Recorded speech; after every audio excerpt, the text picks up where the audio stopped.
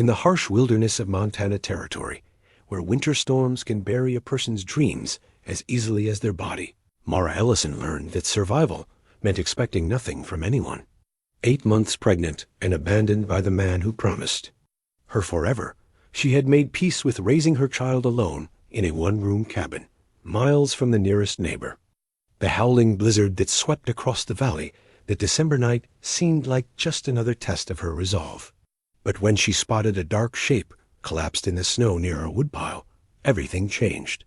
The half-frozen stranger she dragged inside wasn't just any drifter. He was Weston Hale, heir to one of Texas's largest cattle empires, wearing silk gloves and fine wool beneath the ice. What would drive a wealthy man's son to nearly die alone in the Montana wilderness? Before we jump back in, tell us where you're tuning in from.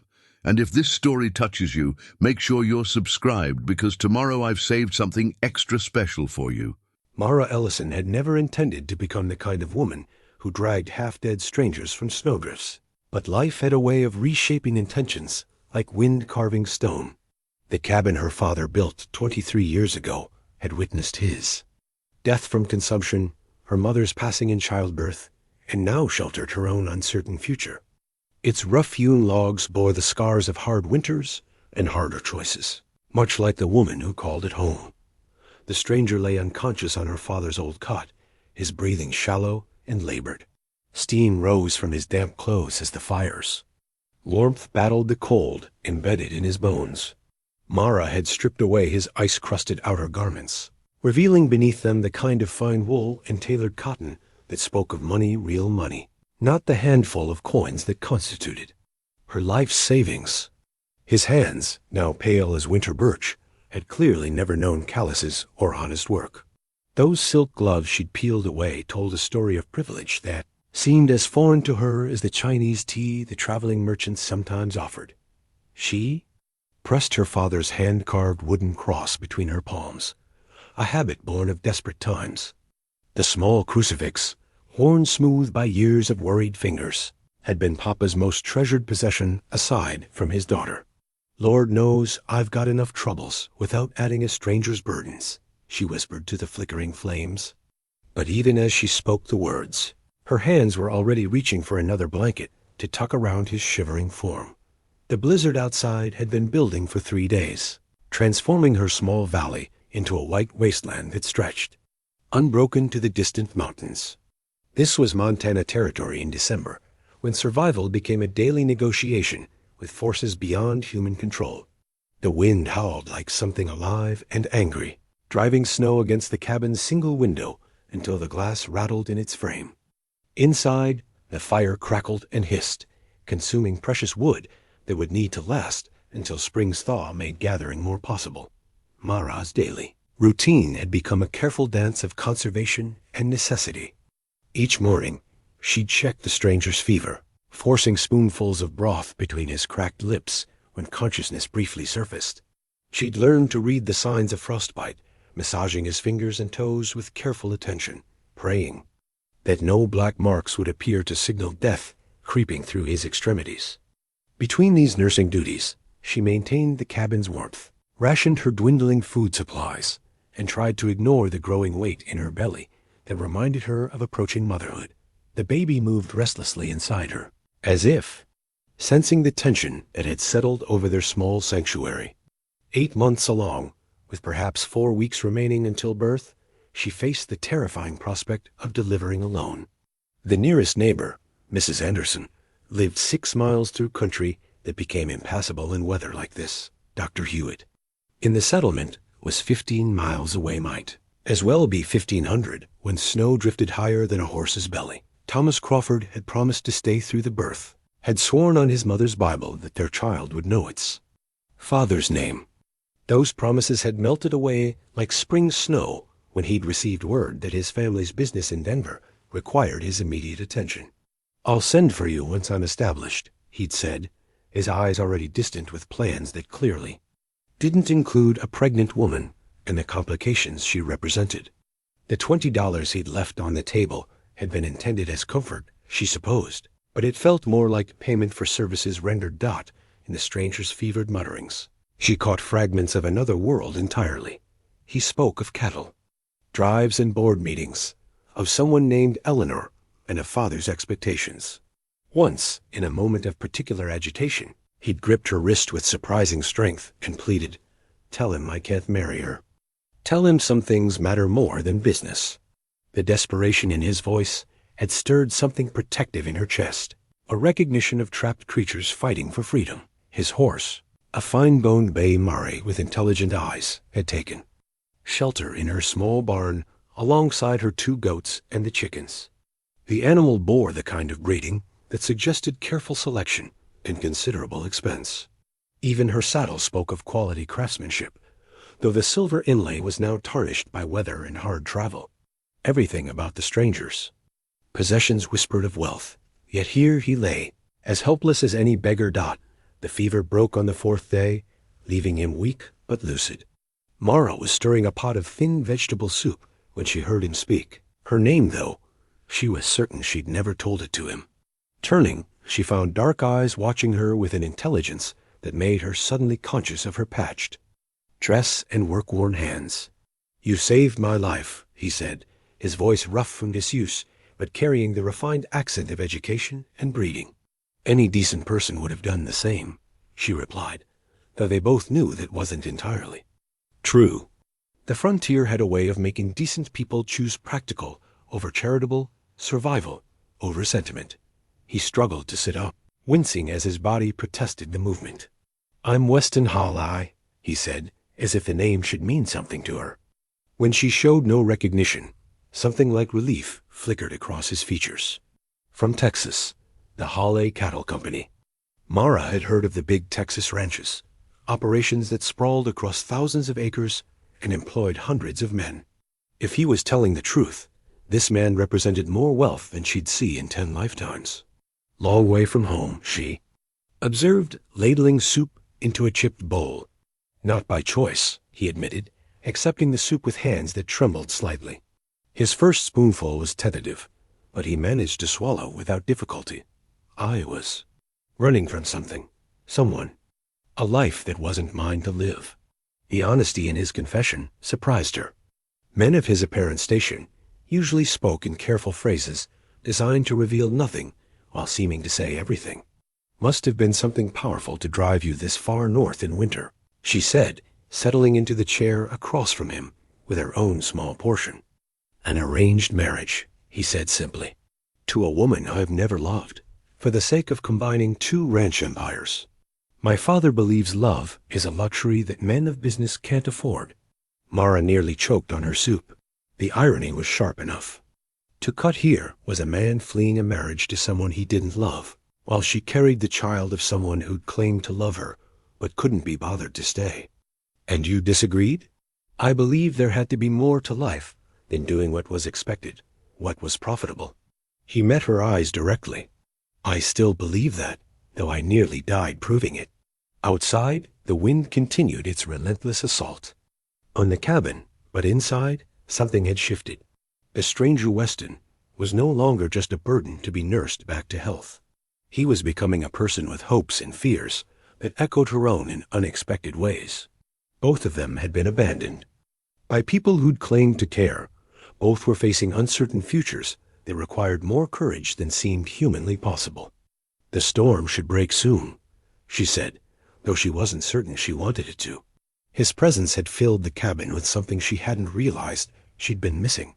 The sound of another adult voice, the comfort of shared conversation, the simple reassurance that she wasn't entirely alone in the world.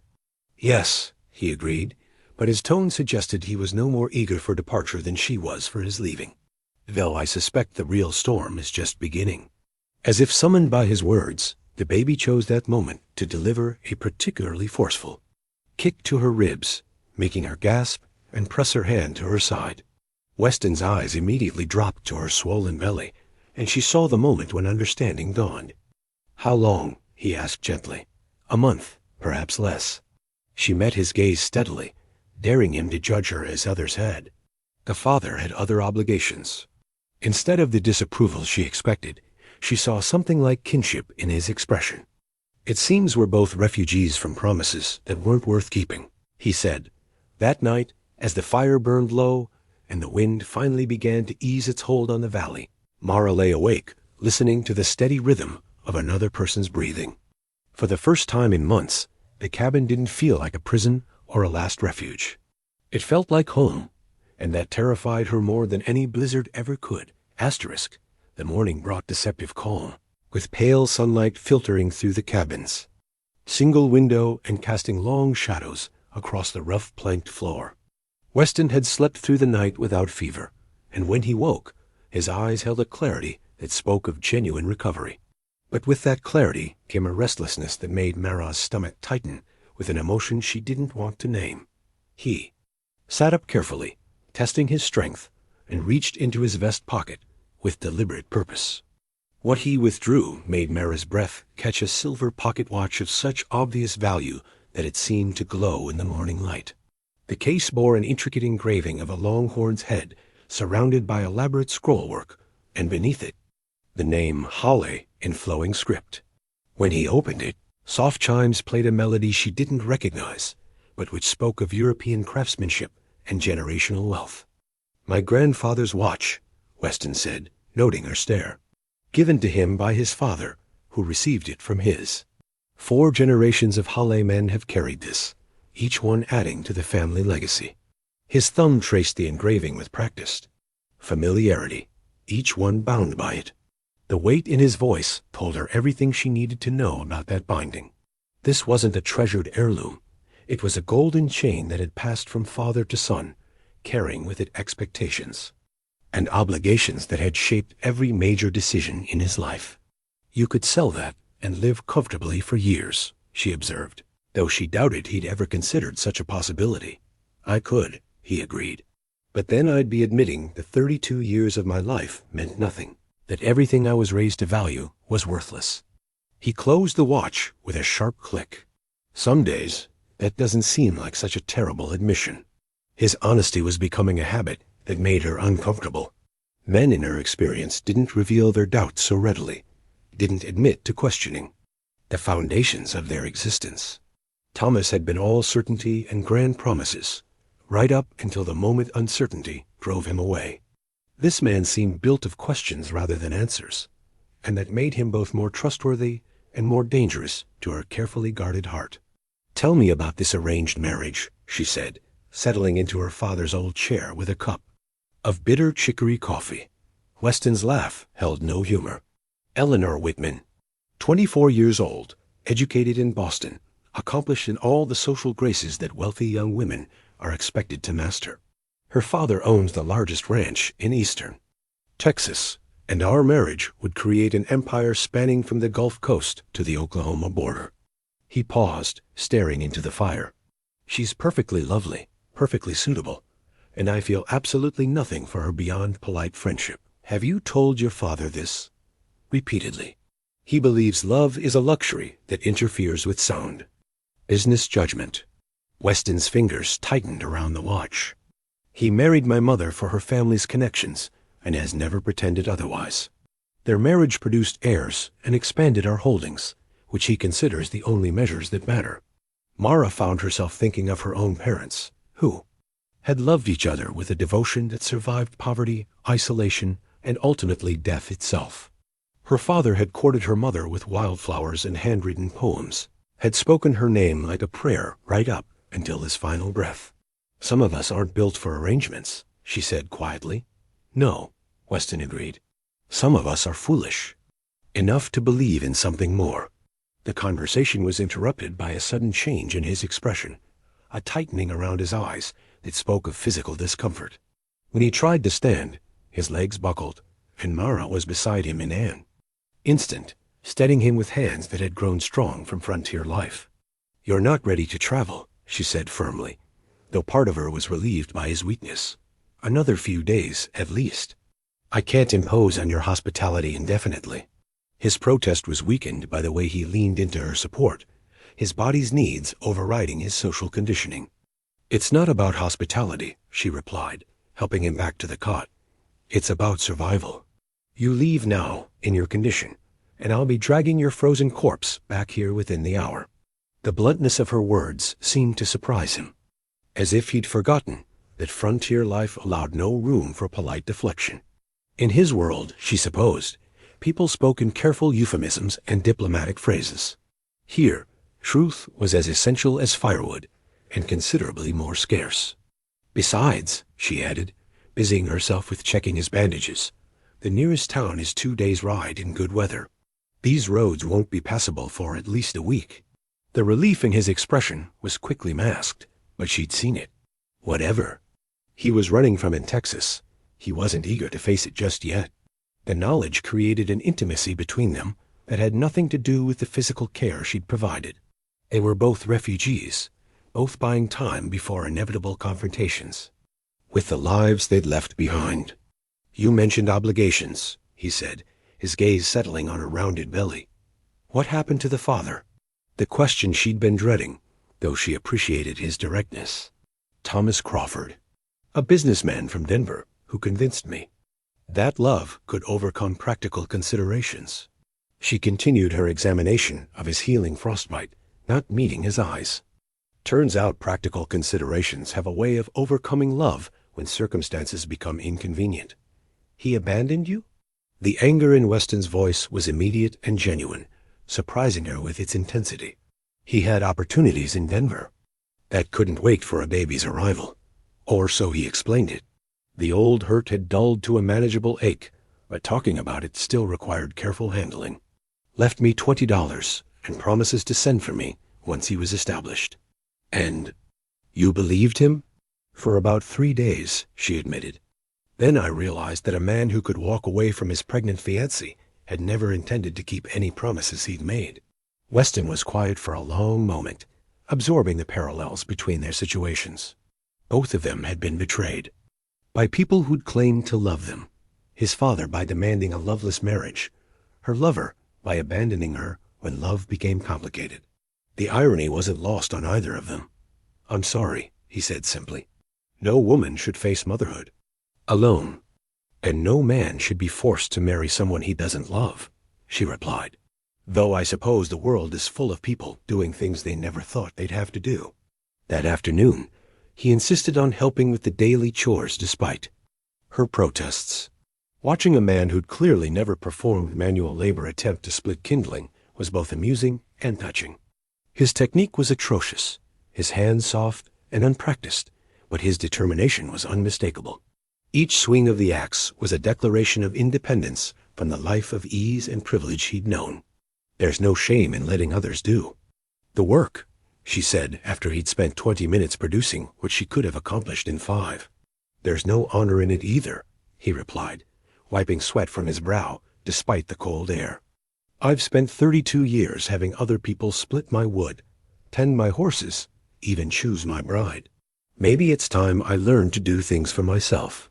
The simple statement contained layers of meaning that resonated through the cabin like the echo of an axe blow. This wasn't just about recovering from frostbite or temporary refuge from family expectations. This was about fundamental change, about a man discovering who he might become if freed from the golden chains of inherited obligation. As evening approached, and they shared another simple meal by firelight, Mara found herself studying his face. In the flickering shadows, the fever had stripped away the soft edges of privilege, revealing sharper features that spoke of character rather than comfort. His hands were beginning to show the effects of honest work, small calluses forming where blisters had been. What will you do, she asked, when you're strong enough to leave? I don't know, he admitted. For the first time in my life, I have no plan, no expectations to fulfill, no predetermined path to follow. He met her gaze directly. It's terrifying and exhilarating in equal measure. Outside, the wind had picked up again, reminding them. Both that winter in Montana territory didn't release its grip easily. But inside the cabin, warmed by fire and the growing connection between two people who had found in each other an unexpected understanding, the cold seemed less threatening. They were both running from something, both facing uncertain futures, but for now, they had shelter and companionship, and the flickering hope that tomorrow might offer possibilities neither had dared to imagine. The days that followed settled into a rhythm that surprised them both with its naturalness. Weston's recovery progressed steadily, marked not just by returning strength, but by a growing familiarity with tasks that would have been unthinkable to him a week earlier. His hands, once soft as a child's, began to show the honest marks of labor-small cuts from splitting kindling, calluses from carrying water buckets, burns from tending the fire when Mara needed rest. She discovered his leather-bound journal. Quite by accident, finding it tucked beneath his pillow when she was changing the bedding. The worn cover bore his initials in gold leaf, and the pages she glimpsed were filled with careful script that spoke of education and introspection. When she attempted to tuck it back without reading, he caught her. "It's all right," he said, noting her embarrassment. "There's nothing in there that would shock you. Mostly questions I've been afraid to ask myself out loud." "Questions about what?" "About whether a man can change the fundamental direction of his life at 32. About whether duty to family is worth sacrificing personal happiness. About whether I'm strong enough to build something meaningful in my own hands instead of inheriting it." He paused, watching her face carefully. "About whether a woman like you could ever see value in a man like me." The honesty of that last admission made her chest tighten. She was 8 months pregnant, abandoned, surviving on dwindling supplies in a one-room cabin, yet he spoke as if she were the prize and he the supplicant. The reversal of their circumstances, his wealth meaningless here, her practical skills, essential, had created an equality between them that neither had experienced before. "A woman like me sees value in actions, not ancestry," she replied, settling into her father's chair to fold the baby clothes she'd been sewing from old fabric. "The question is whether you can see value in a life that doesn't come with inherited advantages." Weston studied her for a long moment, noting the careful stitches she placed in tiny garments, the way she made beauty from necessity. "I'm beginning to think inherited advantages might be the problem rather than the solution." That afternoon, she taught him to milk the goats, a task that required patience and gentleness rather than strength. His initial attempts were awkward, the animals sensing his uncertainty and responding with stubborn resistance. But gradually, under her guidance, he learned the rhythm and pressure needed to coax milk from reluctant udders. "Talk to them," Mara instructed, watching him struggle with the more temperamental of the two goats. "Animals respond to voice and manner more than technique. What should I say to a goat?" he asked, genuinely puzzled. "Whatever comes naturally. Tell her about your day, your troubles, your hopes. Goats are excellent listeners and terrible gossips." The suggestion drew a smile from him, the first truly relaxed expression she'd seen since his arrival. "Well, Buttercup," he said to the brown goat, his voice taking on a conversational tone, "I suppose you'd like to know how a man goes from discussing cattle futures in boardrooms to learning barnyard skills from a woman who puts most men to shame." The goat's ears perked forward, and the milk began flowing more freely. Mara found herself smiling too, charmed by his willingness to embrace what must have seemed an absurd situation to someone of his background. "The truth is," he continued, to the goat, his hands finding the proper rhythm, "I've learned more about genuine satisfaction in the past week than in 32 years of doing what was expected of me. There's something deeply satisfying about work that produces immediate, tangible results." "Careful," Mara warned, though her tone was teasing. "You're starting to sound like a convert to honest labor." "Maybe I am," he replied seriously. "Maybe? That's what I've been searching for, without knowing it, the chance to build something with my own efforts, rather than simply managing what others built before me."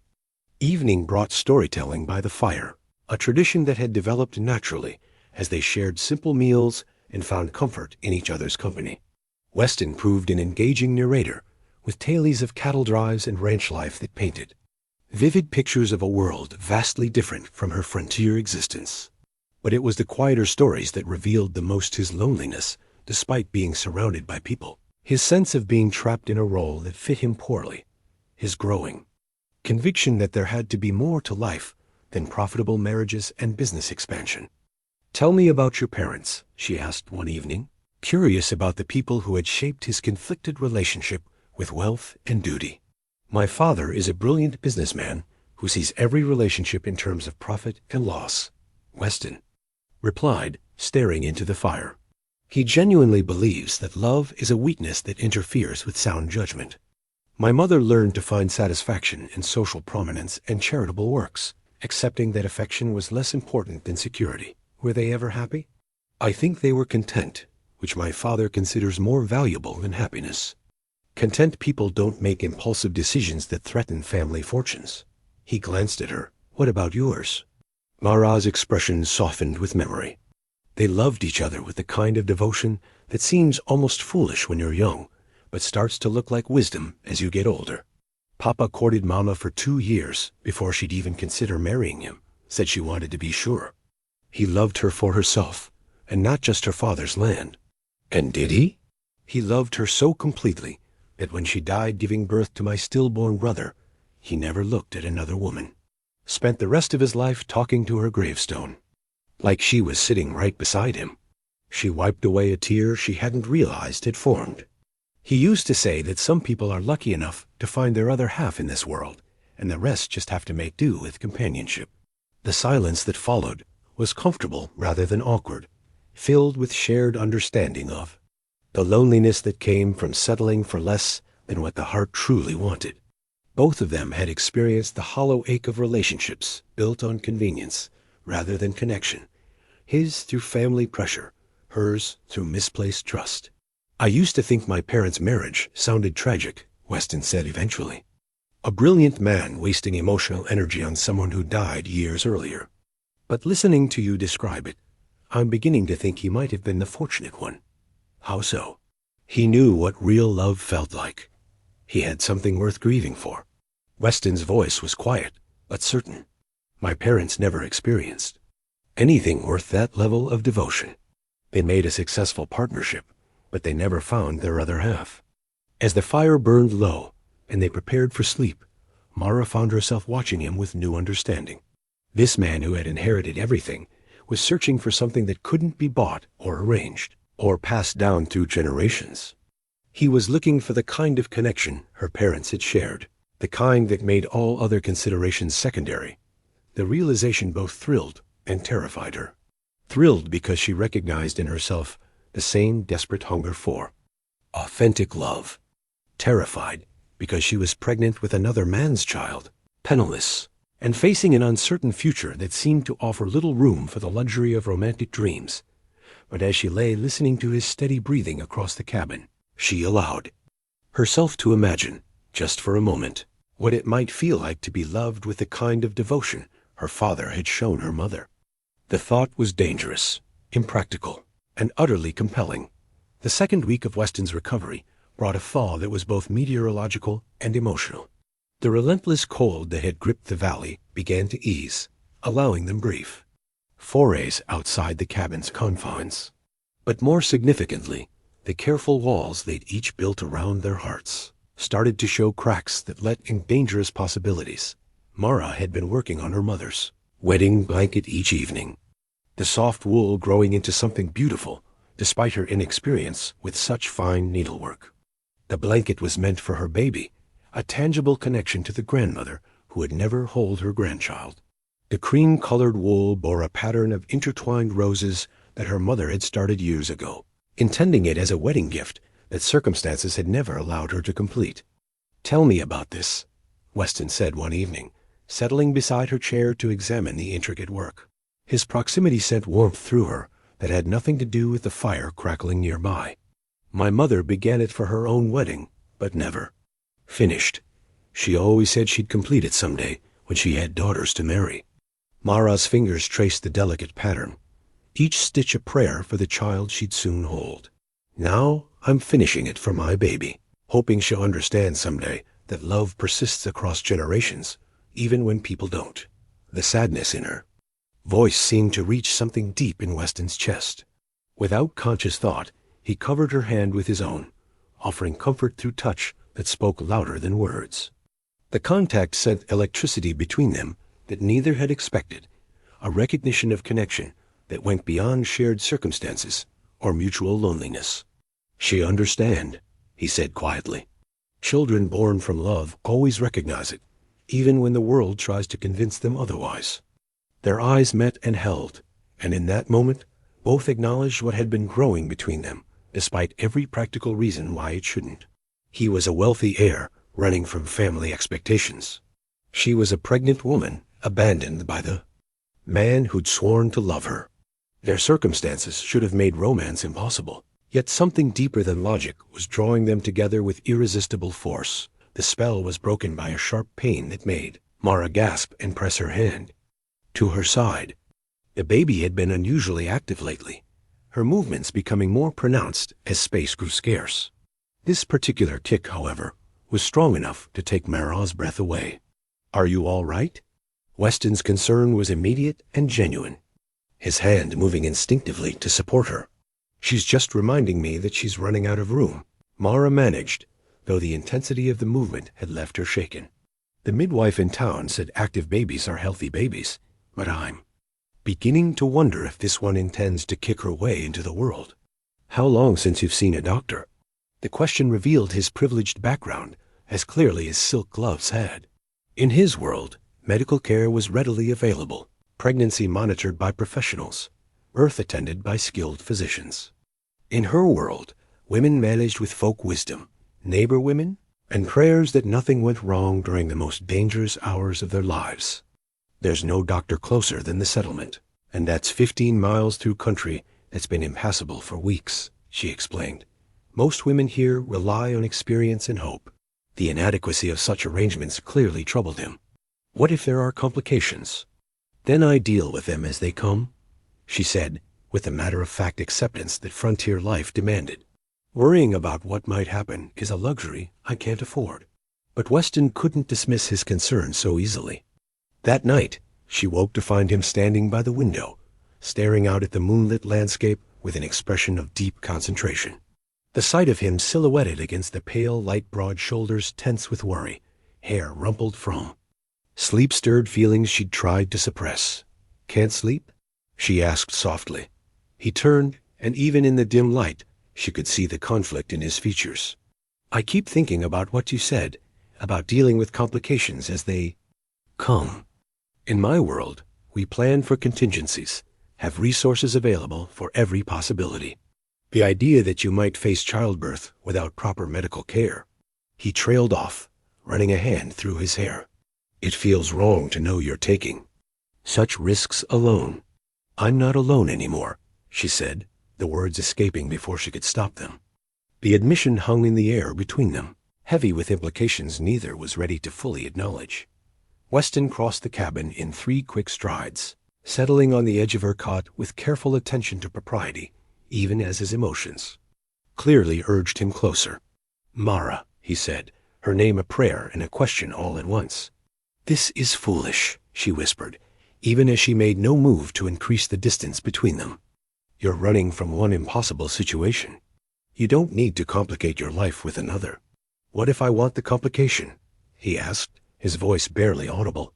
"What if I've discovered that a complicated life with someone I care about is infinitely preferable to a simple life with someone I don't?" The honesty of his confession broke down her remaining defenses. Here was a man who could have any woman he wanted, whose family connections could secure him a comfortable future, yet he was offering his heart to a pregnant woman with nothing to give but her own scarred affection. "You don't know what you're saying," she protested weakly. "Once this baby comes, once the reality of raising another man's child sets in—" "This baby," he interrupted, his hand moving to rest gently on her rounded belly, "would be lucky to have a mother who's shown such courage and strength. And any man would be fortunate to help raise a child who's already survived so much adversity." The tenderness in his touch, the certainty in his voice, nearly undid her completely. She'd spent months preparing to face motherhood alone, steeling herself for the challenges of raising a child without support or security. The possibility that someone might willingly share those burdens, might even find joy in them, was almost too wonderful to believe. "Your family will never accept this," she said, though her resistance was crumbling with each gentle movement of his thumb across her belly. "Then perhaps it's time I learned to live without their acceptance," he replied. "I've spent 32 years trying to meet expectations that were never mine to begin with. Maybe it's time I set my own standards for what constitutes a successful life." Outside, the wind that had been their constant companion for weeks finally stilled, leaving a silence so complete it felt sacred. Inside the cabin, two people who had found each other in the most unlikely circumstances began to acknowledge that some connections transcend logic, social position, and practical considerations. When Weston finally returned to his own cot, the space between them felt charged with possibility. Both knew that something fundamental had shifted, that the careful boundaries they'd maintained were no longer sufficient to contain what was growing between them. The morning would bring new challenges, new questions about the future, but now, they had the peace of knowing they were no longer facing those challenges. A lone God march arrived with a tentative promise of spring, though winter maintained its grip on the high country with the stubbornness of someone unwilling to admit defeat. The snow had begun its slow retreat, revealing patches of brown earth that looked almost foreign after months of unrelieved white. But with the changing season came new urgencies that neither Mara nor Weston could ignore. Her pregnancy had progressed to the point where even simple tasks required careful planning.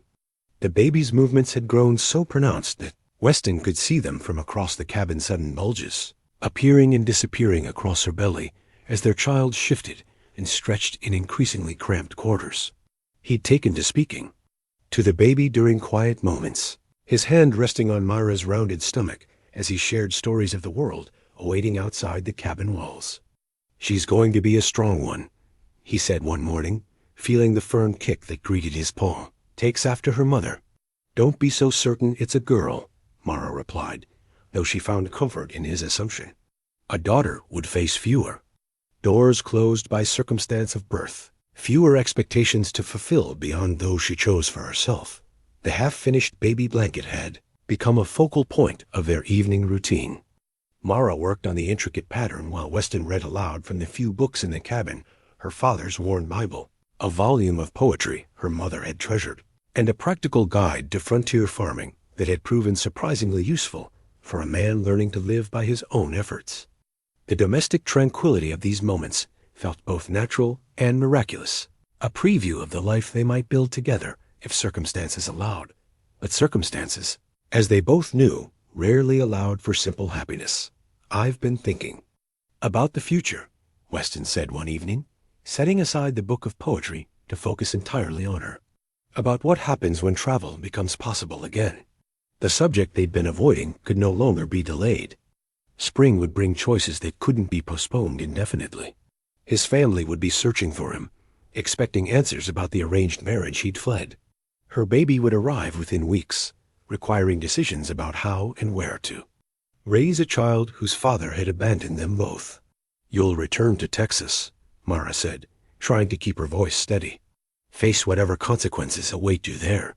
"That's one possibility," he agreed. "Another is that I send word to my family, explaining that I won't be returning to the life they've planned for me." The suggestion was so radical, so completely contrary to everything she understood about family obligation and social expectation, that she nearly dropped her needlework. "You can't simply abandon your inheritance, your responsibilities." "Can't I?" His voice held a quiet determination that was becoming familiar. "What if I've discovered that responsibility means something different than I was taught? What if my true obligation is to build a life based on love rather than profit? And how would you support a family without your inheritance?" The practical question was necessary, though it felt like sacrilege to reduce their feelings to matters of finance, the same way other men do through honest work and careful planning. He gestured around the cabin, which had become proof of his growing competence. "I've learned to split wood, tend animals, manage a household. There are ranches throughout this territory that would value an experienced hand, regardless of his background." The image he painted was appealing in its simplicity, but Mara had lived too long with the realities of frontier existence to embrace romantic notions. Ranch work pays enough to support a single man, maybe a couple without children. But a family requires more security than seasonal employment can provide. "Then I'll find other ways," he said with the confidence of someone who'd never truly faced financial limitation. "Men build successful businesses from nothing all the time. With capital, connections, and business knowledge," she countered. "Strip away your family's resources, and you're just another man with strong hands and good intentions. That's not enough to ensure a child's future. The harshness of her words was intentional, though it cost her to deliver them. Better to face reality now than to build dreams on unstable foundations. She'd learned that lesson too well with Thomas, who'd promised her security that evaporated the moment circumstances became challenging. Weston was quiet for a long moment, absorbing the truth of her assessment. When he spoke again, his voice carried less certainty, but no less determination. You're right that I've never faced true financial hardship, but I'm not afraid of learning, of starting from the bottom and building something real. Starting over is easier when you're young and have nothing to lose, Mara said gently. You'd be giving up everything you've known for an uncertain future with a woman who has more problems than prospects. You have more strength, courage, and integrity than any woman I've ever known, he replied firmly. If that's not perspective enough for a man seeking a meaningful life, then he's looking for the wrong things. The baby chose that moment to deliver. A particularly forceful kick, as if weighing in on their discussion. Both adults felt the movement, and both recognized the reminder it represented. Whatever decisions they made would affect not just their own futures, but the life of an innocent child who deserved better than uncertainty and struggle. There's something else we need to discuss, Mara said, her hand moving protectively over her belly. The traveling preacher, Reverend Morrison, comes through the valley every few months. If he arrives before the baby, she trailed off, leaving the implication unspoken. Marriage. The word hung between them with all its legal and social implications. In their isolated cabin, they'd been free to explore their feelings without external pressure or social convention. But the arrival of a preacher would force decisions. That couldn't be unmade, commitments that would bind them regardless of future complications. Would you want that? Weston asked carefully. Marriage to a man who's still sorting out his relationship with his own family. I want my child to have a name and a father who chooses to claim her, Mara replied honestly. But I won't trap you into obligations you might regret when the romance of frontier life wears thin. And what if the romance never wears thin? What if I've found exactly what I was searching for without knowing it? The intensity of his gaze made her heart race, but years of disappointment had taught her caution. What if your family cuts you off completely? What if you find that love doesn't compensate for the loss of everything else you valued? Then I'll discover whether I'm the man I think I'm becoming or just another spoiled rich boy playing it. Independence, he said simply. But I'd rather find out with you beside me than spend the rest of my life wondering what might have been. Outside, the wind carried the scent of change-melting snow, warming earth, and the possibility of new beginnings. Inside the cabin, two people faced the most important decision of their lives, knowing that whatever they chose would determine not just their own happiness, but the future of the child who would soon join them in a world that offered no guarantees.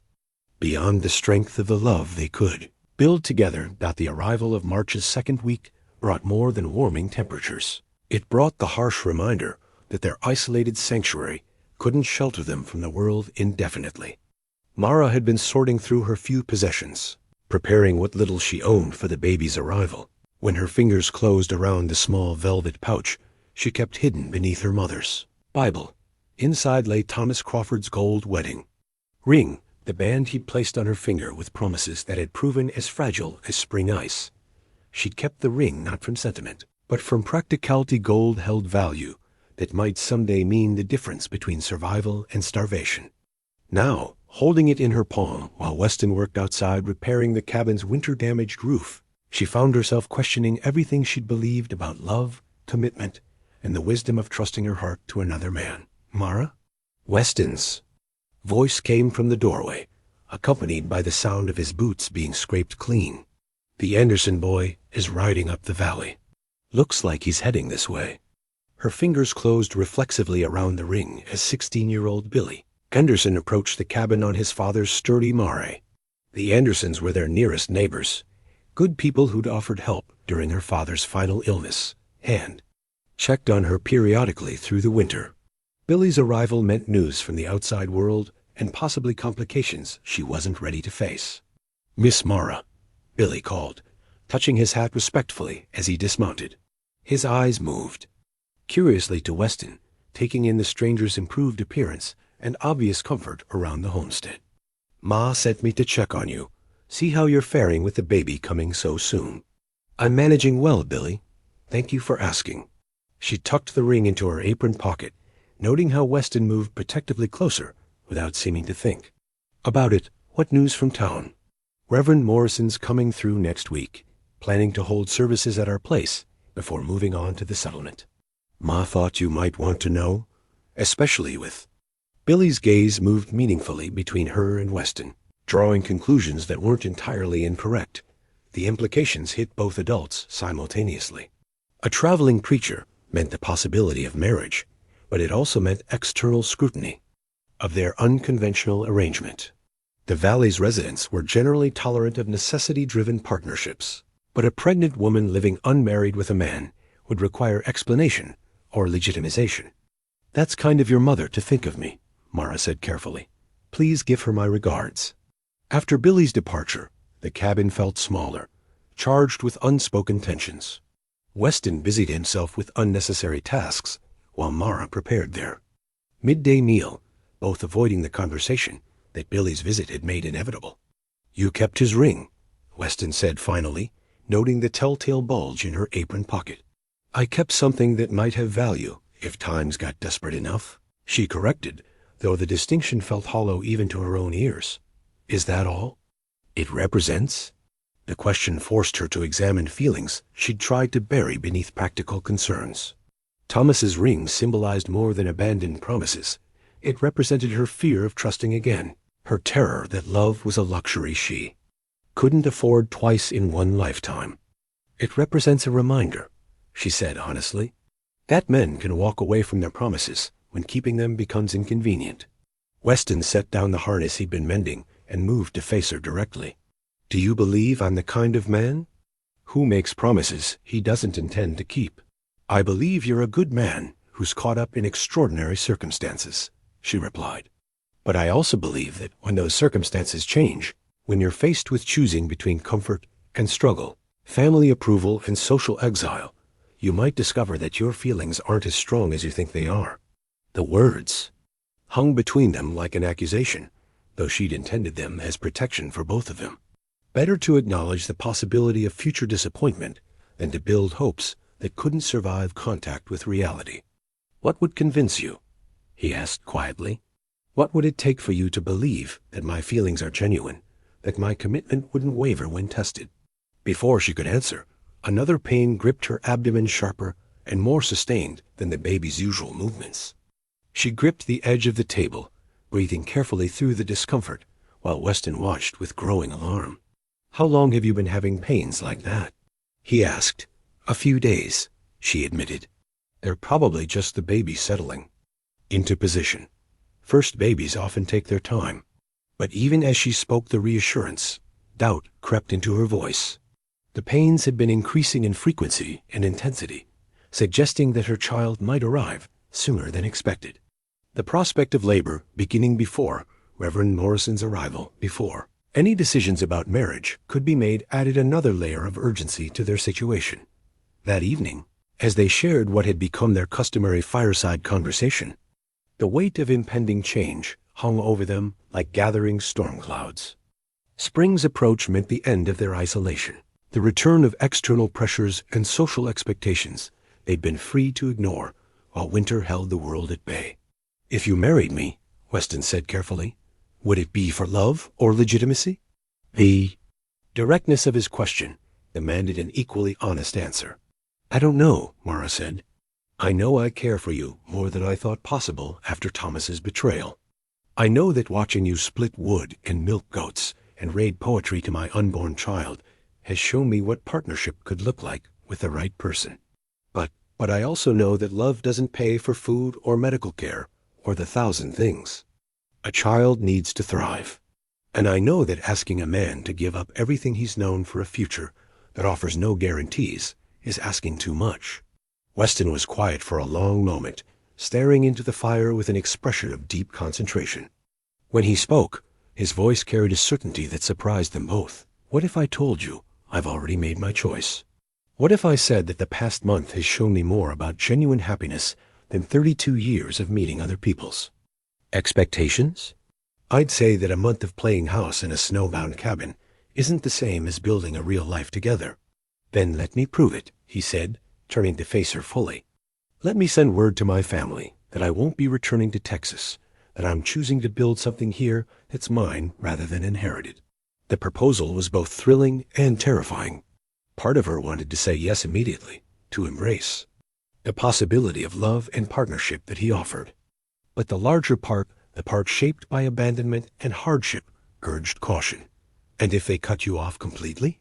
If you find yourself with no resources and a family to support?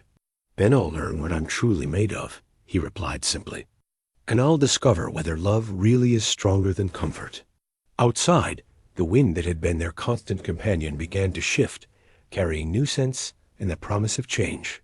Inside the cabin, two people stood at the crossroads of their lives, knowing that the decisions they made in the next few days would determine not just their own futures, but the legacy they'd leave for the child who would soon join them in whatever world they chose to create. The sound of approaching horses reached them on a Thursday morning when the last stubborn patches of snow were finally surrendering to spring's advance. Mara, now so heavy with child that even simple movements required careful planning, was hanging. Baby clothes on a line stretched between two pines when the rhythmic thunder of multiple hooves echoed across the valley. Weston emerged from the barn where he'd been tending to his mare, his face immediately tensing with recognition. How many? Mara asked, though she could already see the answer cresting the ridge. A caravan of elegant carriages flanked by mounted riders, their procession as out of place in the Montana wilderness as peacocks in a chicken coop. 4 carriages, 8. Outriders, Weston replied, his voice carrying resignation rather than surprise. My family doesn't do anything by half measures. The lead carriage bore the distinctive Hale crest, the same longhorn design that graced Weston's pocket watch, worked in gold leaf against deep burgundy paint. Even travel-stained from the journey, the vehicles spoke of wealth that could command comfort even in the harshest circumstances. Behind them came supply wagons and what appeared to be a small army of servants, creating a temporary settlement that seemed to have materialized from another world entirely. Mara's first instinct was to retreat into the cabin, to avoid the judgment and scrutiny that such people would surely direct toward a pregnant woman of obviously modest circumstances. But Weston caught her arm gently, his touch conveying both support and resolve. Whatever happens, he said quietly, we face it together. The lead carriage drew to a halt 20 yards from the cabin, and a liveried footman leaped down to assist. Its occupants. The first to emerge was a woman of perhaps 55, her traveling clothes cut from fabric that cost more than Mara's annual expenses.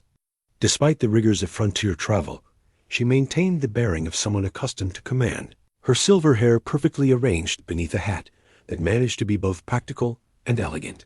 Behind her came a man who could only be Weston's. Father tall, broad-shouldered, with the kind of presence that filled whatever space he occupied. His clothes spoke of wealth without ostentation, and his weathered hands suggested someone who'd built an empire through personal effort rather than mere inheritance. Most surprising of all, his expression as he surveyed the humble homestead wasn't the disdain Mara had expected, but something approaching curiosity. The third passenger was a young woman of perhaps 22, her traveling dress stylish enough for city society, but practical enough for frontier conditions.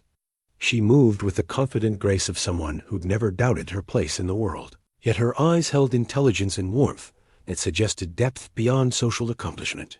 Weston, his father called, his voice carrying across the space. Between them with quiet authority. You look well. It was true. The man who'd collapsed half-frozen in a snowdrift 6 weeks earlier bore little resemblance to the confident rancher who now stepped forward to meet his family. Months of honest labor had broadened his shoulders and strengthened his hands, while responsibility and purpose had added gravity to his bearing that no amount of inherited privilege could provide. Father, mother, Catherine. Weston's greeting was respectful but wary, his body positioned protectively near Mara, despite the obviously awkward circumstances. This is quite a delegation for retrieving one wayward son.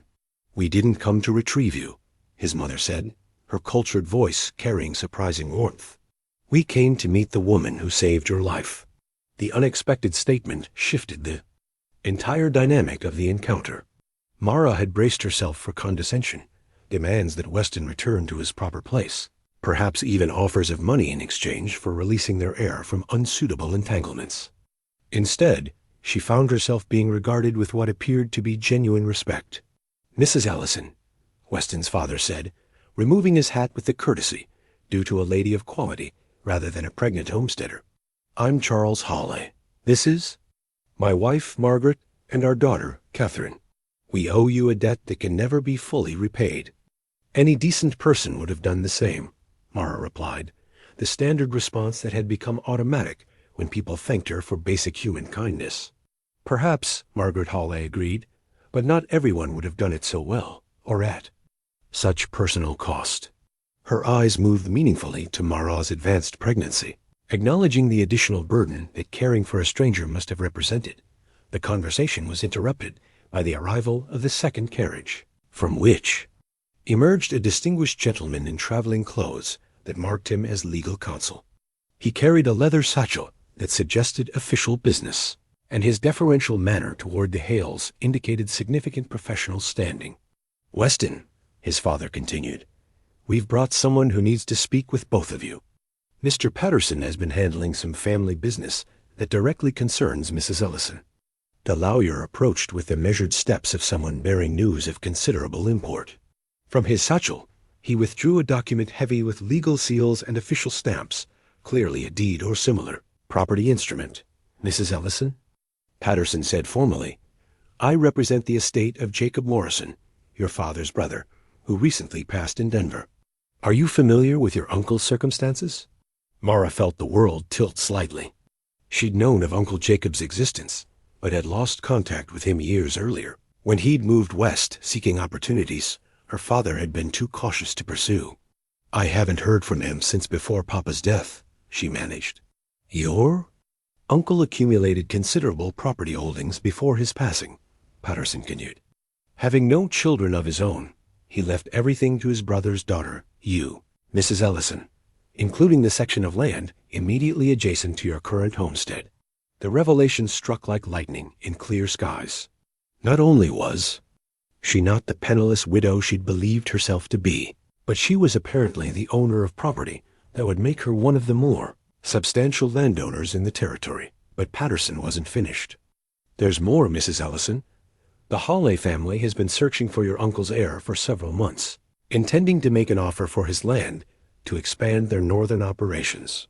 When they learned that the heir was the woman who'd saved their son's life." He paused, allowing the implications to settle. Charles Hale stepped forward, his expression combining business acumen with genuine gratitude. "We'd like to purchase your uncle's land, Mrs. Ellison, but not as strangers conducting a transaction. We'd like to do it as family, offering a price that reflects both the property's value and our debt to you." "Family?" Mara echoed, confused by the implication. "The deed we're offering isn't just for your uncle's land," Margaret Hale explained gently. "It includes the adjacent property we're purchasing from the territorial government, nearly 2,000 acres total, with water rights and mineral claims. Enough to establish a ranch that could support a family for generations." The scope of what they were proposing began to dawn on both Mara and Weston. This wasn't charity or condescension. It was a genuine offer to make them partners in an enterprise that would establish their independence while honoring the connection that had brought them together. "There's one more thing," Catherine spoke for the first time, her voice carrying affection and mischief in equal measure. "Eleanor Whitman married Harrison Caldwell last month. Quite suddenly, according to reports. Something about true love conquering social expectations." Her smile was directed at her brother. "It seems you're no longer required to fulfill that particular family obligation." The final piece of information completed the transformation of their circumstances. Weston was free from the arranged marriage that had driven him north. Mara was the owner of substantial property, and his family was offering not just acceptance, but partnership in building something new. "Why?" Weston asked his father directly. Why offer all this instead of simply demanding that I return home? Charles Hale's weathered face showed something that might have been pride. Because the man who nearly died seeking his own path isn't the same spoiled boy who left Texas 6 months ago. Because the woman who saved him has shown more courage and character than most people display in a lifetime. And because sometimes the best way to preserve a family legacy is to let it grow in unexpected directions. As the implications of their transformed circumstances settled over the valley like morning mist, Mara found herself holding the deed that represented not just land, but the possibility of a future she'd never dared to imagine.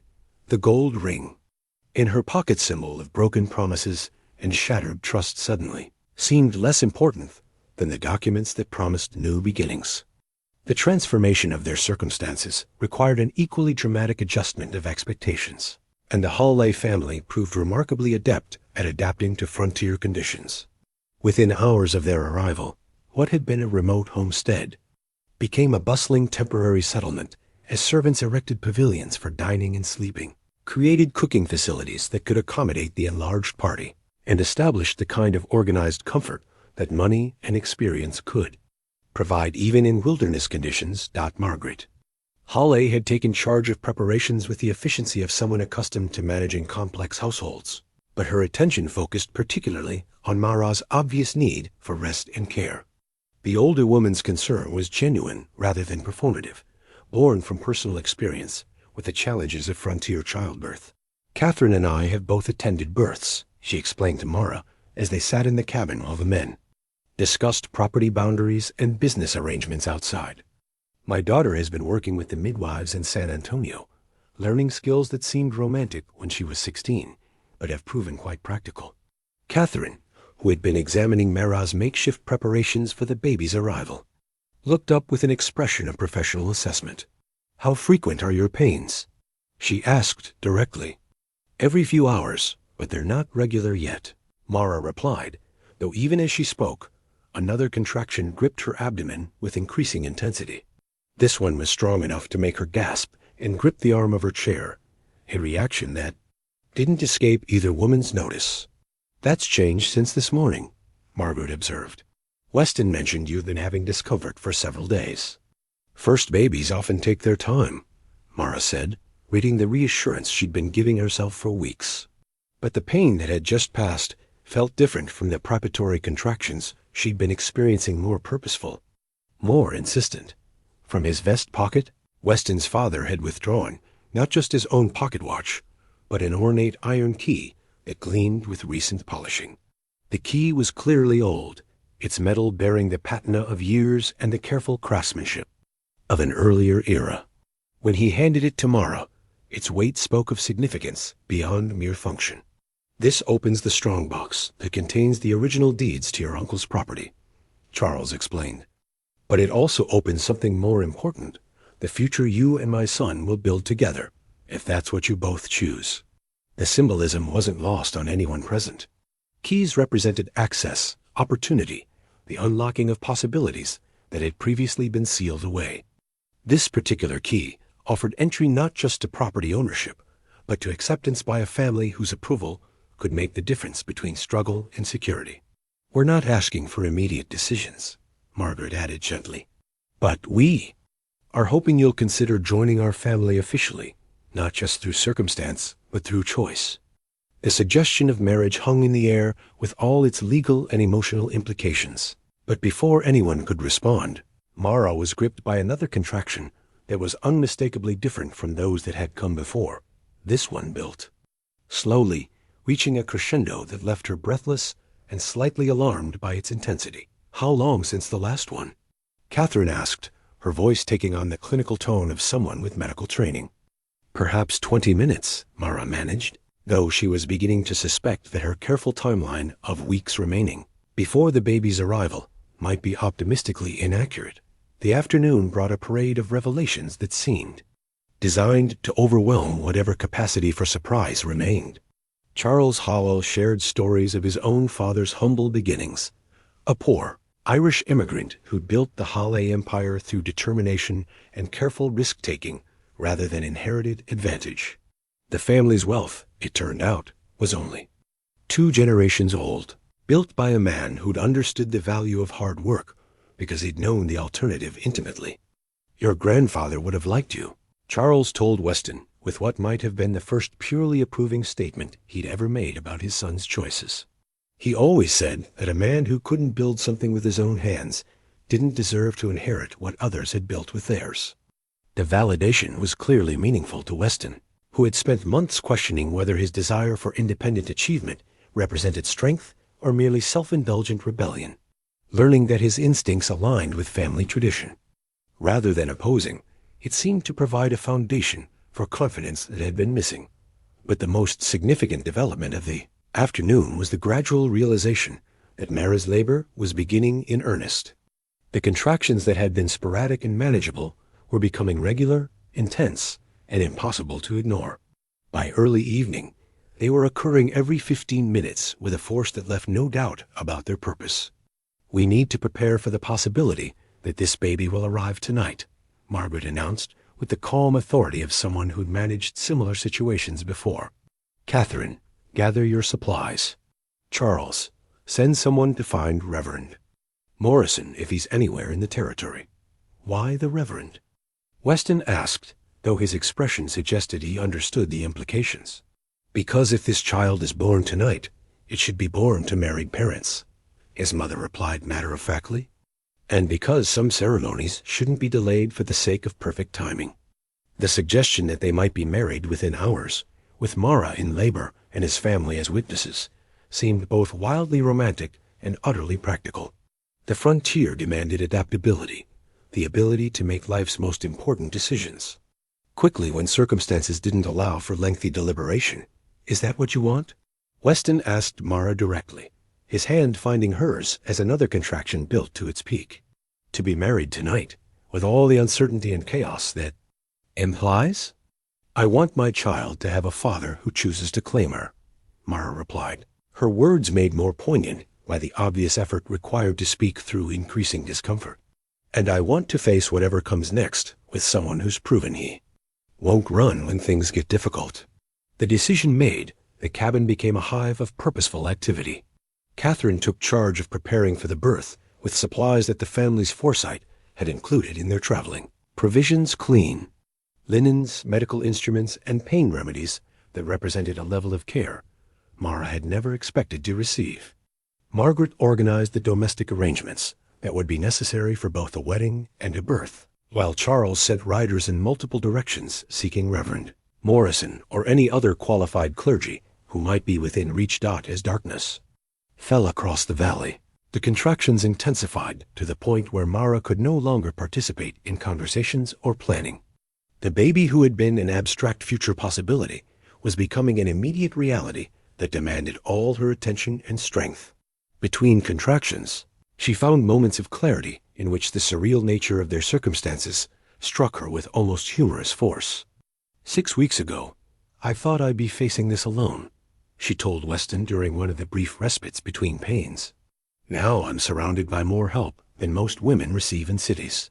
6 weeks ago, I thought my life was over because I couldn't force myself to marry someone I didn't love," he replied, his hand stroking her hair with gentle reverence. "Now I'm about to marry someone I can't imagine living without." The arrival of Reverend Morrison near midnight seemed like divine intervention, though the practical explanation was that Billy Anderson had found him at the Murphy Ranch and convinced him that an emergency wedding was required. The elderly minister took in the Sina woman in advanced labor, a nervous groom-to-be, and a family of obvious wealth gathered in a humble frontier cabin and simply nodded as if such circumstances were perfectly normal. "Well then," he said, setting down his traveling bag and removing his worn Bible, "let's begin with the wedding, shall we? Babies have their own timing, but marriages require conscious choice." The ceremony that followed was unlike anything any of them hadn't. Mara, supported between contractions by both Weston and Catherine, spoke her vows with a voice that carried absolute conviction despite her physical distress. Weston's promises were delivered with the intensity of someone who understood that words spoken under such circumstances carried weight beyond normal social convention. "Do you, Weston Charles Hale, take this woman to be your lawfully wedded wife, for better or worse, in sickness and in health, for richer or poorer, until death do you part. I do, Weston replied, his eyes never leaving Mara's face as another. Contraction built and passed. Do you, Mara Elizabeth Ellison, take this man to be your lawfully wedded husband, for better or worse, in sickness and in health, for richer or poorer, until death do you part? I do, she managed, her answer coming in the brief space between contractions. The exchange of rings was improvised. Weston used the simple gold band his mother removed from her own finger, a symbol of love that had endured for 35 years, and countless challenges. When Reverend Morrison pronounced them husband and wife, the kiss they shared was tender rather than passionate, appropriate for the sacred moment they were creating together. But even as they became officially married, the more urgent business of bringing their child into the world demanded immediate attention. The contractions that had been manageable during the brief ceremony were now coming with relentless force, announcing that the baby, who had waded through winter storms and family revelations, was finally ready to make her entrance into a world that had been transformed to welcome her. The hours that followed the wedding ceremony blurred together in a haze of mounting intensity and focused purpose. Mara's labor progressed with the relentless determination of nature, following its own timeline, while around her, the makeshift delivery room organized itself with surprising efficiency. Catherine had taken charge of the medical aspects with competence that belied her youth, while Margaret provided the kind of steady, experienced support that came from having attended dozens of frontier births. Weston refused to leave, despite repeated suggestions that expectant fathers traditionally waited elsewhere during delivery. His presence wasn't merely symbolic. He held Mara's hand through each contraction, offering physical support and emotional anchor when the pain threatened to overwhelm her determination. The man who 6 weeks earlier had never imagined being present for childbirth now seemed incapable of being anywhere else. You don't have to stay, Mara managed between contractions, though her grip on his hand suggested she hoped he would ignore the offer. I'm not going anywhere, he replied with quiet certainty. We're in this together, remember? The cabin that had sheltered their growing love now became the backdrop for its ultimate expression. Every item they'd shared during their weeks of isolation seemed to bear witness to this culminating moment. The fire that had warmed them through winter storms, the table where they'd shared simple meals and complex conversations, the window through which they'd watched seasons change and possibilities unfold. Catherine's medical supplies proved invaluable, as complications that might have proven dangerous in isolation were managed with professional competence. When Mara's blood pressure elevated during transition, Catherine administered herbal remedies that helped stabilize her condition. When the baby's position seemed problematic, experienced hands guided mother and child through the necessary adjustments. She's crowning, Catherine announced with excitement that broke through her clinical demeanor. I can see dark hair, lots of it. The revelation that their child was indeed female, as they both somehow intuited, added another layer of emotion to a already overwhelming experience. Weston found himself thinking of the strong women who had shaped his understanding of courage, his mother's quiet resilience, his sister's professional competence, and most of all, Mara's fierce determination to build a life of meaning despite every obstacle. The final stage of labor arrived with startling suddenness. One moment, Mara was enduring contractions that seemed manageable despite their intensity. The next, an urgent need to push overwhelmed every other consideration. Her body took control of the process with ancient wisdom, guided by instincts that had successfully brought children into the world for countless generations. Almost there, Catherine encouraged, her hands positioned to receive the baby whose emergence was now inevitable. One more strong push should do it. Mara drew upon reserves of strength she hadn't known she possessed, her entire being focused on the singular task of bringing her daughter safely into the world. Weston's presence anchored her, his steady voice providing encouragement when her own will faltered. And then, in a rush of fluid and relief that marked the transition from pregnancy to motherhood, their daughter entered the world with a cry that proclaimed her healthy lungs and strong spirit. The sound filled the cabin with joy so pure that even Charles Hale, who had remained diplomatically outside during the delivery, found his eyes damp with unexpected emotion. She's perfect, Catherine announced, lifting the baby for her parents. First glimpse, absolutely perfect. The child who had been an abstract possibility for so many months suddenly became a tangible reality, tiny fingers that gripped reflexively, eyes that opened to survey her new environment with what seemed like intelligent curiosity, and a voice that demanded immediate attention to her needs and preferences. Weston's first sight of his daughter, for she was his daughter in every way, that mattered, struck him with emotions he'd never imagined possible. This small person represented not just the future he and Mara would build together, but the legacy he would leave beyond his own lifetime. She was living proof that love could indeed triumph over circumstance, that families could be created through choice rather than mere biology. "Hello, little one," he whispered, his voice thick with wonder. "Welcome to the world." Mara, exhausted but radiant, reached for her daughter with hands that trembled from effort and emotion. The moment their child was placed in her arms, the months of uncertainty and fear dissolved into pure maternal devotion. This was what she'd been fighting for through lonely winter nights and difficult decisions. Not just survival, but the opportunity to love and protect this precious life. "What will you name her?"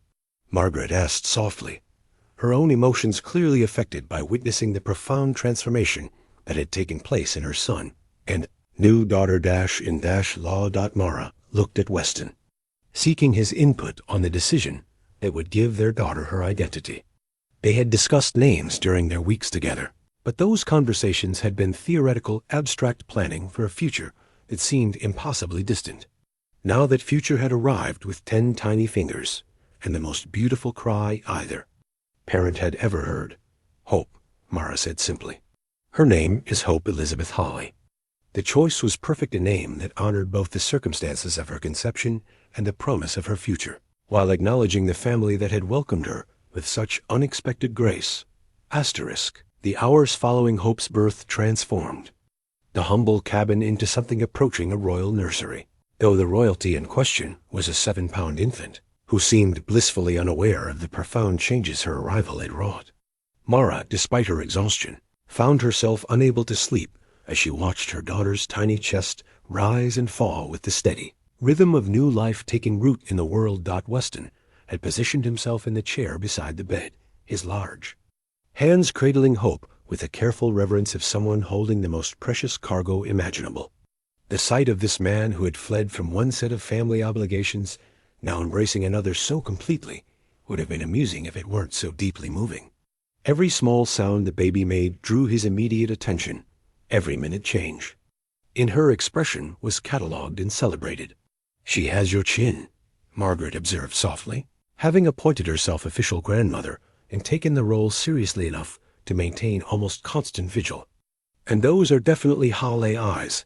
We all start with that particular shade of blue before they settle into their permanent color." The observation was significant beyond mere genetics. By claiming resemblance to the Hale family line, Margaret was officially acknowledging Hope as a true granddaughter rather than a stepchild accepted out of necessity. The distinction mattered in ways that went far beyond social convention. It spoke to inheritance rights, family standing, and the child's place in a legacy that stretched back generations. "We need to discuss the christening," Charles said from his position near the fire, his voice carrying the practical authority of someone accustomed to managing important family events. "Reverend Morrison is still here, and it seems appropriate to complete all the religious observances while we have the opportunity." The suggestion made sense on multiple levels.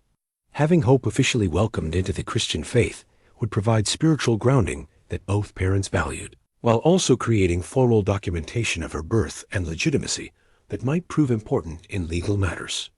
More immediately, it would give the extended family an opportunity to express their acceptance of the newest Hale through ceremonial blessing. From her jewelry case, Margaret withdrew a ring that seemed almost too delicate for frontier circumstances. Simple gold band worn smooth by decades of faithful wear. The ring had clearly seen better days, its surface bearing the small scratches and dents that spoke of a life fully lived, but its modest elegance suggested sentimental value far beyond material worth. "This was my mother's wedding ring," she explained, offering it to Mara with the solemnity of a sacred trust. "She wore it for 43 years, through prosperity and hardship, sickness and health. It's not as grand as the ring Charles gave. But it represents something more enduring than wealth. It represents love that persists through every test life can devise. The symbolism wasn't lost on anyone present. This wasn't just a family heirloom being passed down. It was an acknowledgement that Mara's marriage to Weston was being recognized as legitimate and permanent rather than a temporary arrangement born of convenience. The ring connected her to a lineage of women who had built strong families through determination and devotion. "I can't accept something so precious," Mara protested, though her fingers closed around the small band with obvious reverence. "It's not a gift," Margaret replied gently. "It's an inheritance. The women in this family pass down more than jewelry. We pass down the responsibility to love our husbands and children with the kind of devotion that builds legacies." The christening ceremony that followed was as intimate and meaningful as the wedding had been, though conducted under considerably calmer circumstances. Hope, swaddled in the soft wool blanket her mother had been completing for weeks, submitted to the religious ritual with the dignified composure of someone born to important occasions. Reverend Morrison's blessing was both traditional and personal, acknowledging not just the child's entry into Christian faith, but her unique position as a symbol of love triumphant over adversity. His words carried extra weight, given his witness to the circumstances that had brought this family together, through divine providence and human courage. "Lord, we ask your blessing on this child, Hope Elizabeth Hale, born of love that overcame every obstacle placed in its path," the Reverend intoned, his weathered hands gentle as he anointed the baby's forehead. "May she grow in wisdom and stature, surrounded by the devotion that brought her safely into this world." As dawn approached, painting the eastern sky with the soft pastels that promised another day of spring's advance, the assembled family began to disperse to their temporary accommodations. The crisis that had brought them together had been successfully navigated, the child safely delivered, and the new family unit officially established in both legal and religious terms. But for Weston and Mara, now officially husband and wife, and parents to the most beautiful baby either had ever seen, the night's events represented more than successful crisis management. They had proven to themselves and each other that love really could overcome practical obstacles, that families could be built on choice rather than mere circumstance, and that sometimes the greatest blessings arrived wrapped in the most unlikely packages. "Thank you," Weston whispered to his wife as the first rays of sunlight filtered through the cabin's single window, illuminating their daughter's peaceful face. "For what?" Mara asked, though she suspected she knew the answer. "For saving my life." "In more ways than I even realized at the time," he replied, his lips brushing her forehead with tender gratitude. "For showing me what real love looks like." 3 years later, the valley that had once seemed like the edge of civilization had transformed into something approaching a small community. The ranch that Mara and Weston built on her inherited land sprawled across rolling meadows where cattle grazed contentedly under Montana's endless sky. The original cabin, now expanded with proper bedrooms and a kitchen that could accommodate family gatherings, served as the heart of an operation that had grown beyond anyone's initial expectations. Hope Elizabeth Hale toddled between the main house and the barn with the fearless confidence of a child who had never known anything but love and security. Her dark hair caught sunlight as she chased chickens with more enthusiasm than success, her laughter carrying across the yard like music that announced all was well in her small world. At 3, she showed signs of inheriting both her mother's practical intelligence and her father's thoughtful nature, along with a stubborn streak that clearly came from both sides of her heritage. "Papa, up," she demanded, raising her arms toward Weston as he emerged from the barn where he'd been checking on a Mari expected to foal soon. The sight never failed to move him. This small person who had complete faith in his ability to solve any problem or reach any high shelf was living proof that some risks were worth taking regardless of potential consequences. The portrait that hung above the mantelpiece in their parlor had been painted the previous summer when a traveling artist passed through the territory. The formal family portrait showed Mara seated with Hope on her lap while Weston stood behind them, his hand resting protectively on his wife's shoulder. But what made the painting significant wasn't its artistic merit, it was its permanent place. In the Hale family gallery, positioned alongside portraits of Charles and Margaret, Catherine and her new husband, and previous generations who had built the legacy that Hope would someday inherit. "She's got your eyes, but my mother's stubborn chin," Mara observed, watching their daughter negotiate with the chickens, as if expecting them to understand reasonable arguments about sharing corn. "And your absolute conviction that the world should work according to her preferences," Weston added, scooping Hope up for the demanded elevation. "I suspect we're raising someone who'll change whatever corner of the world she decides to tackle."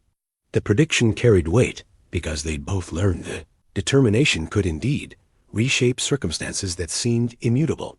Their ranch had become profitable enough to expand operations while maintaining the personal attention that kept their cattle healthy and their land productive. More importantly, they'd proven that a marriage built on mutual respect and genuine affection could weather the practical challenges that destroyed relationships founded on less solid ground. Letters from Texas arrived monthly, carrying news of the expanding Hale Empire and repeated invitations to visit the family headquarters. Charles and Margaret had made the journey north twice, clearly delighting in their granddaughter, while observing with satisfaction how their son had matured into someone capable of building rather than merely inheriting success. Catherine's letters were filled with stories of her medical practice and her own growing family, but always included messages for my beautiful niece, who's probably outgrown her clothes again. The neighboring Anderson ranch had become their closest alliance, with young Billy Anderson now grown into a competent rancher who'd found in Weston both mentor and friend. Mrs. Anderson had appointed herself Hope's unofficial grandmother, providing the kind of community support that made frontier life not just bearable, but genuinely fulfilling. The isolation that had once defined their existence had been replaced by the kind of chosen family that proved blood wasn't the only bond that mattered. "Do you ever regret it?" Mara asked one evening as they sat on the porch watching sunset paint. The mountains and shades of rose and gold. Hope was finally asleep after a day of adventures that had included helping Papa check fences, assisting Mama with garden weeding, and conducting serious negotiations with the barn cats about appropriate behavior around baby chicks. "Regret what?" Weston asked, though he understood the question. It was one that surfaced periodically when letters from his father contained news of business opportunities that might have been his, social events where his absence was noted, or political developments that could have benefited from his participation. Giving up the life you were raised for. The comfort, the social position, the certainty that comes with inherited wealth. Weston considered the question seriously, as he always did when she voiced doubts that never quite disappeared despite 3 years of happiness. "I gave up a life. That was planned by other people to build one that's mine," he said finally. "Every morning when I wake up next to you, every time Hope calls me Papa, every decision we make together about our future, that's not sacrifice. That's the best trade I ever made." The answer satisfied her, as it always did, though she suspected she'd ask the question again someday when doubts crept in during difficult moments. Frontier life demanded constant vigilance against forces beyond human control, weather, disease, economic fluctuation, and 1,000 smaller challenges that could accumulate into overwhelming burden. But they'd learned that facing such challenges together created strength that neither could have achieved alone. As stars emerged in the darkening sky and this house settled into the peaceful rhythms of a family at rest, Mara found herself thinking about the winter storm that had brought Weston into her life. The blizzard that had seemed like punishment at the time had actually delivered the greatest blessing she'd ever received, not just love, but the kind of partnership that made every future possibility seem manageable. "Tell me again about the storm," Hope demanded from her bedroom window, where she'd appeared despite supposedly being asleep. The story of how Mama had rescued Papa from the snow had become her favorite bedtime tale, requested with the frequency of someone who never tired of hearing about love triumphant over adversity.